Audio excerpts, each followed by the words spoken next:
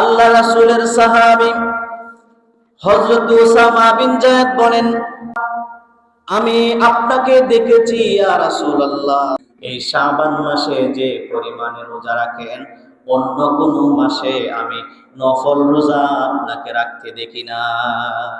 আল্লাহ রাসূল বললেন, হে সাহাবী, তুমি শুনে নাও, এই মাসে এই জন্য আমি বেশি বেশি রোজা রাখি।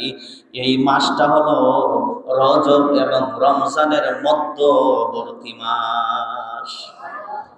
সাহাবী বলল, ইয়া রাসূলুল্লাহ, আপনি এত পরিমাণে এই মাসে রোজা রাখেন, অন্য কোন মাসে রাখতে দেখি না নফল রোজা, আপনার রাখার কারণ কি?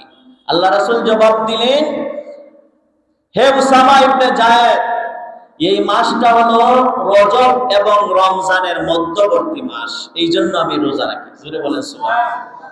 আল্লাহ রাসূল সাল্লাল্লাহু আলাইহি সাল্লাম বলেন, এই মাসে মানুষ বেশি অলস থাকে।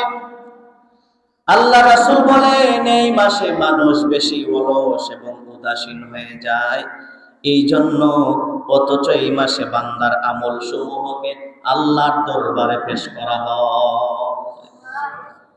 সাহাবীরা আল্লাহ রাসূল বললেন, সাহাবী উসামা ইবনে যায়েদ, এই মাসে মানুষের আমলকে আল্লাহর দরবারে পেশ করা হয়, সারা বছরের জিন্দেগীর আমলটা আমার আল্লাহর দরবারে এই মাসে পেশ করা হয়। ওই সময় আমি রাসূলুল্লাহর আমলকেও যখন আল্লাহর দরবারে পেশ করা হবে, ওই সময়ও আমার আমলের মধ্যে যেন শাবানের রোজার আমল থাকে। আরো জোরে বলেন না সুবহানাল্লাহ। দেখেন আল্লাহ রাসূলের আমল নিয়া আল্লাহ রাসূল কোনো চিন্তা করার কোনো কারণ আছে?